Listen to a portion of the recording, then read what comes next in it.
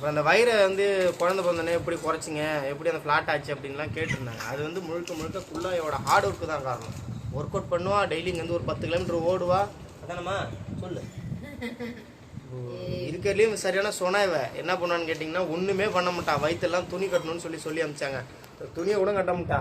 அவங்க அம்மா பைத்தியம் மட்டும் பேசாத பைத்தியக்காரன். என்ன கேளுங்க, அவனுக்கு ஏதாவது தெரியுமா? என்ன கேளுங்க.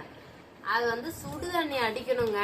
நான் ஆப்ரேஷன் பண்ணின நார்மல் ஃபர்ஸ்ட் வந்து சிவாவுக்கு நார்மல். அப்ப வந்து 15 நாள் வரைக்கும் கரெக்டா 15 நாள் வரைக்கும் தான் அந்த துணி கட்டி.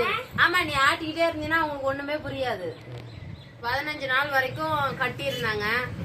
ஒரு 20 நாள் இருக்கும். துணி டைட்டா போட்டு அவங்களே ஃபர்ஸ்ட் டைம் கட்டி விடுவாங்க. அப்புறம் நம்மளே டைட்டா கட்டிக்கலாம்.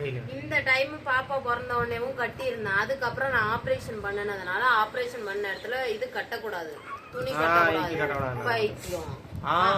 சுடு தண்ணி வச்சு நல்லா சூடா இது அடிக்கணும், நல்லா தேய்ச்சி விடணும். வயிறு ஒரு கட்டை கட்டி எடுத்து அடிச்சோம்னா சீக்கிரமா வயிறு உள்ள. நான் உடனே இல்ல, மேக்சிமம் நான் நர்ஸக்கா கிட்டவே வயிறு ஆஃப் பண்ணுவேன்.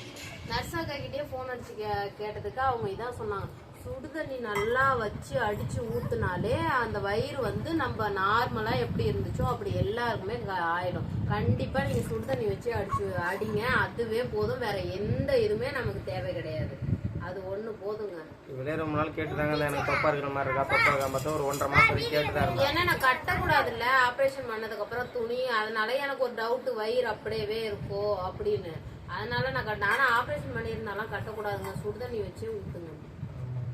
இதுதாங்க அந்த சீக்கிரம். நீங்களும் மெயின்டைன் பண்ணுங்க.